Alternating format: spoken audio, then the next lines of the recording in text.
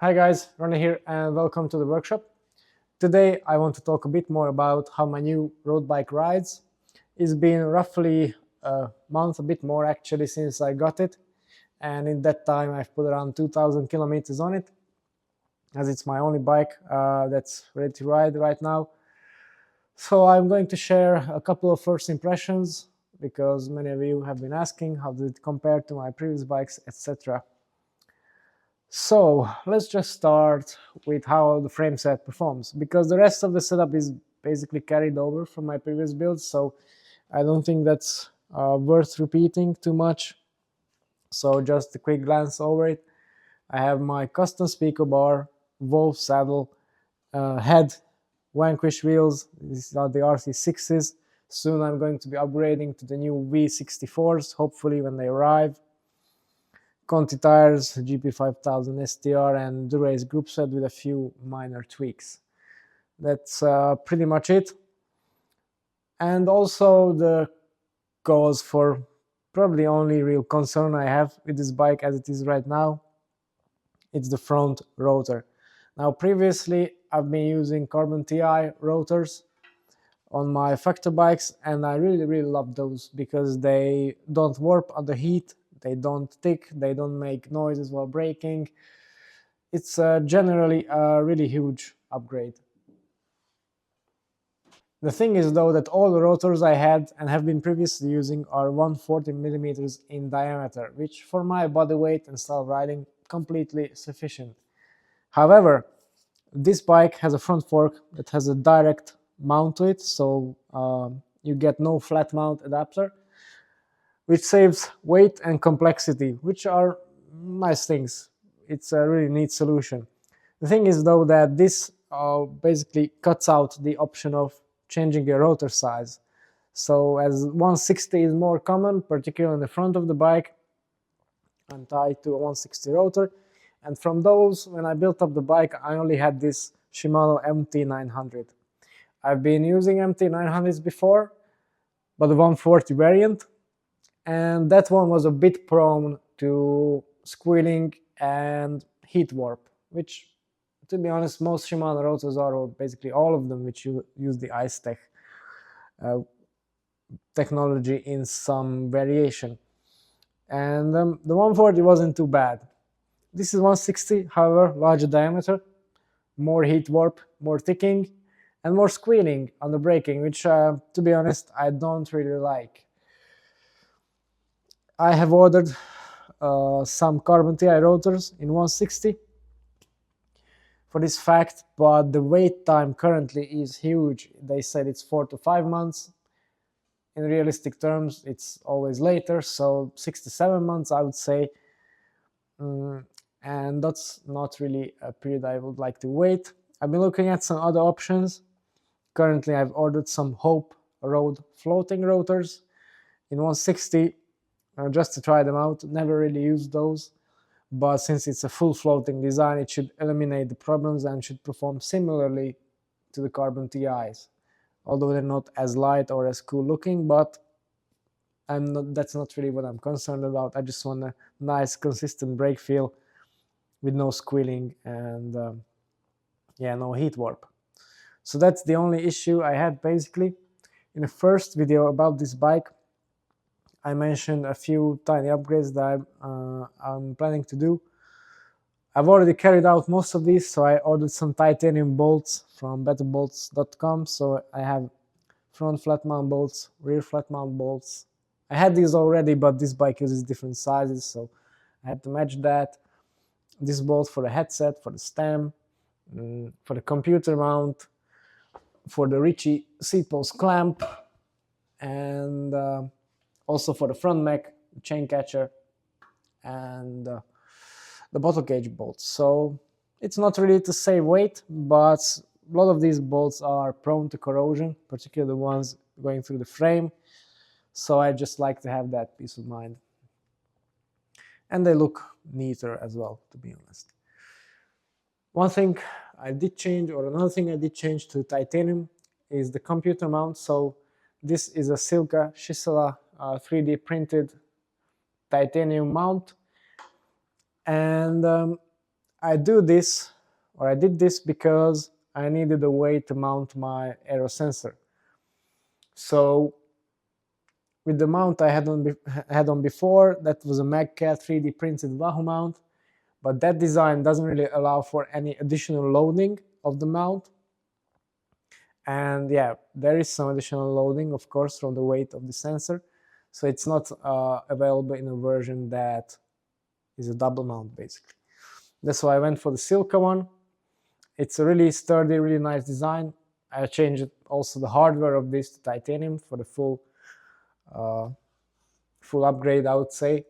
And it's really nicely made, really secure, and holds my aero sensor that we're going to use for various different aero tests and experiments in place. Now, as you can see, I also needed to add this little bit. Now, this is part of the tri-rig poly-mount system, which is a great piece of kit, particularly when you want to use the aero sensor because it allows for various configurations. If I were to mount the sensor directly here, then it's just too close to the wheel to get accurate measurements, as some of you have pointed out earlier on Instagram. So this I've done to alleviate that issue, and it's yeah, really sturdy as well, really nice fixing point. So that's it. As for the other parts of the spec, really nothing really changed. I had to make some minor tweaks to the position. The geometry of this bike is slightly different to the one that I had before, so it's longer but a bit taller, which for me, if I think about it, to get in a really tucked air position is actually preferable. The bike itself, in terms of handling, is, I would say, a bit more on the stable side, really stable on the downhills.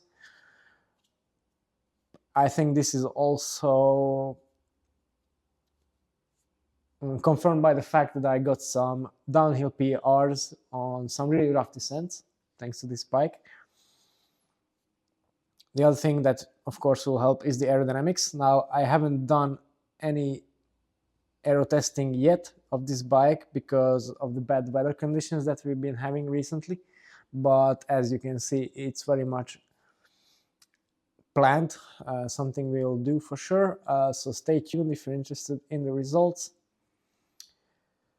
The comfort is there, the handling is there, really good cornering confidence, really good position. As I said, aero is still to be confirmed. I have some numbers from the old bike, I will have some from this bike.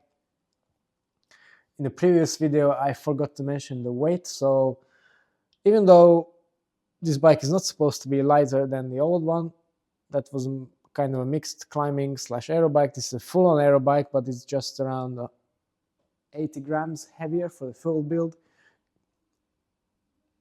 considering the fact that it has a bigger front rotor and no carbon TI rotors and Ultegra chainrings. Despite these, it's just around 80 grams heavier, coming in at 7.5 kilos. So I was really pleasantly surprised by that.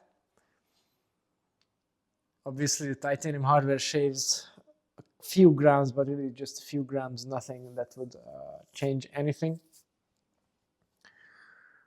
So that's pretty much it. To be honest, I don't really like talking about bikes like some other bike testers do, you know, to create poems about how they climb and, you know, all these vague non-intrinsic stuff. So I don't really like that. It's a good race bike, it's stiff, it has good handling, does everything well, and there wasn't really anything that I could point out with it as a problem. The seat post hasn't slipped, which is a big plus compared to my previous bike. It's just all the right things, and I really enjoy riding it. So this is all fine in comparison with others, but one thing I really like to point out is that this bike in stock configuration, as I got it with 3T's discus wheels and the 105 Di2 group set, which was on there, costs as much as high-end frame sets from other brands, the complete bike for the price of a Frameset. And if you consider all that and how it rides, I think it's a genuinely impressive product. So yeah, that's a great part of it and really great value.